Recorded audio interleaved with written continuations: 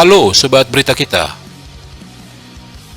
Boeing melakukan segala usaha untuk meyakinkan pemerintah Indonesia agar tidak goyah dalam memilih pesawat tempur generasi 4,5 plus produksi Boeing tersebut. Langkah ini merupakan langkah strategis yang dilakukan oleh Amerika Serikat dalam merebut pengaruh di kawasan Asia Tenggara, di mana Indonesia adalah negara terbesar di kawasan ini. Boeing menawarkan sebuah jalan menarik bagi Indonesia dalam langkah untuk mendapatkan kontrak pertahanan yang besar. Boeing telah berjanji untuk memproduksi 85% jet tempur F-15X secara lokal di Indonesia jika Indonesia berkomitmen untuk membeli pesawat tersebut. Komitmen Boeing ini diumumkan oleh Penny Bird, Presiden Boeing Asia Tenggara, dalam jumpa pers di Jakarta pada tanggal 15 April 2025. Tawaran Boeing ini bukan sekedar taktik bisnis untuk memenangkan hati pemerintah Indonesia, namun hal ini mencerminkan transformasi yang lebih luas dalam industri pertahanan global, di mana negara-negara semakin menuntut transfer teknologi dan manufaktur lokal sebagai prasyarat untuk kontrak dengan nilai miliaran dolar. Indonesia mempertimbangkan pilihannya untuk memodernisasi angkatan udara yang sudah tua. Proposal Boeing ini menimbulkan pertanyaan kritis tentang masa depan kemitraan pertahanan, geopolitik regional, dan risiko berbagi teknologi mutakhir. F-15X yang dijuluki dengan Eagle II adalah pengembangan terbaru dari keluarga pesawat tempur F-15. Pesawat tempur taktis segala cuaca ini bermesin ganda yang telah menjadi landasan superioritas udara sejak diperkenalkan pada tahun 1970-an. Upgrade pesawat ini dirancang untuk menggantikan model F-15C atau F-15D yang sudah tua di Angkatan Udara Amerika Serikat.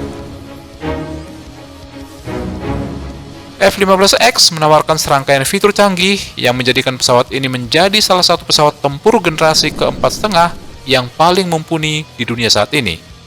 Dengan sistem fly-by-wire digital yang meningkatkan kemampuan manuver jet tempur ini, sementara rangkaian peperangan elektronik canggih memberikan pertahanan yang kuat terhadap ancaman modern yang sudah standar baru yang harus dimiliki oleh jet tempur di masa mendatang.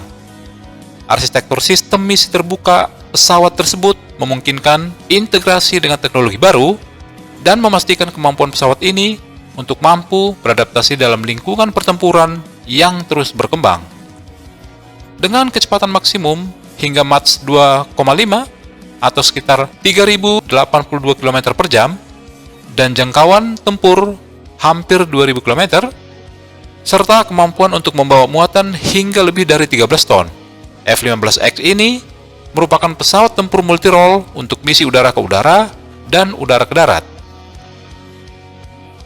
Komitmen Boeing ini melibatkan perusahaan lokal Indonesia seperti PT Dirgantara Indonesia ke dalam rantai pasokan jet tempur, serta memberikan pelatihan, pemeliharaan, dan dukungan operasional.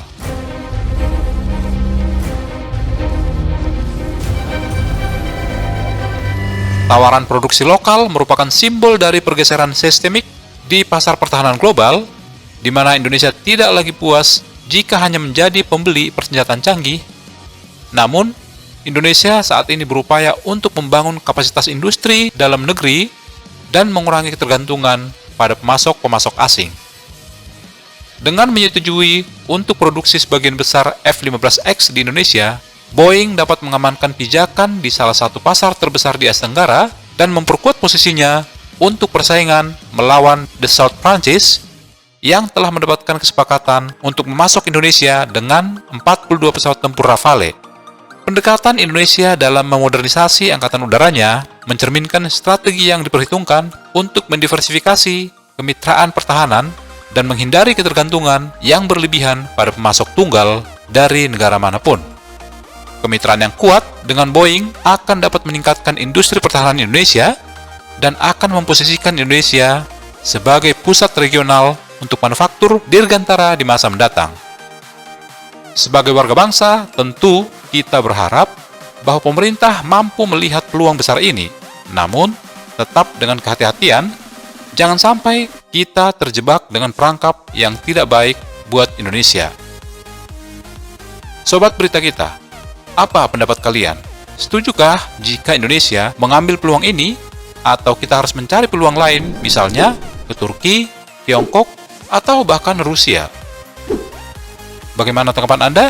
Silahkan komentar di bawah.